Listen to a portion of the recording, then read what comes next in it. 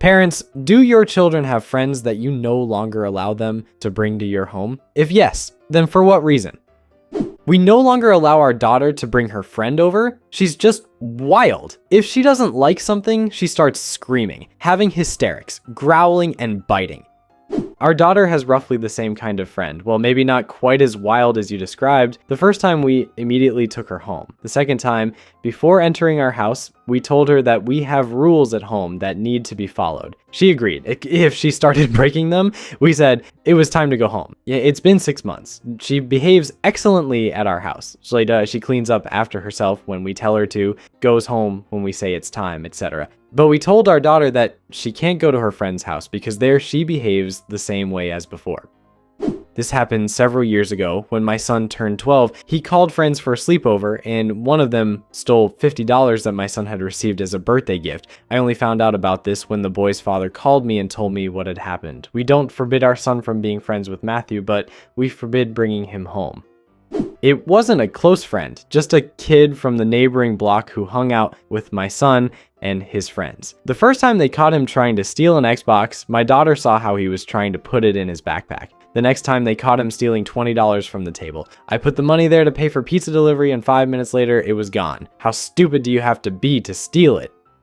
One day, my son came home from school with a new friend to hang out and play video games. Somewhere about half an hour after they arrived, the friend's mom called and demanded that I send her son home as he was punished for stealing something from a store and constantly skipping classes. In short, my mom has depression. The type when you don't get out of bed in the morning, don't want to get dressed, in general don't want to do anything, but on the other hand, she was always an excellent mom, tried her best, and provided for us. Once in high school, I invited several friends over to my house for the first time. I wasn't even concerned that this was one of mom's bad days because many of my friends already knew her. They liked her because of her kindness and quirky character. But one of my friends, in general, when we came home, mom was sitting in the living room. The first thing this girl said, and I should note, not very quietly, "God, Rebecca, doesn't your mom ever clean up?" My jaw dropped. I immediately realized that mom had heard because she didn't turn around to say hello to her. She was obviously very hurt. I tried to turn everything into a joke and say something funny, but I was shaken. My friends left soon after because I was very distant. When I closed the door behind them, mom gently said to me, "I don't want that arrogant goat to come to our house again." I laughed and promised that it wouldn't happen. Mom smiled and we gossiped about her. She never came to my house again, and we didn't stay friends with her for long.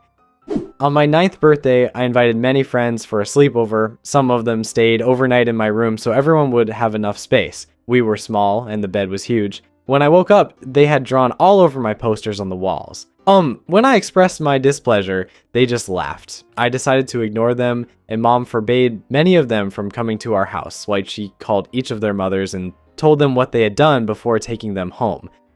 My wife has a friend who once brought her son to play with ours. The boys got into a fight over some toy. They were both about 4 years old at the time. This little bastard pushed my son out of the bathtub with all his strength so that my son hit the opposite wall. Not the tragedy of the century, I understand, but the evil gleam in his eyes and complete indifference from his mother's side while my son had a bump became the reason why I no longer allowed them to bring them to our house. The little boy will grow up to be a sociopath, mark my words. I was forbidden to play with a kid who lived on my street. His parents were divorced, and he lived with his mother who had alcohol problems.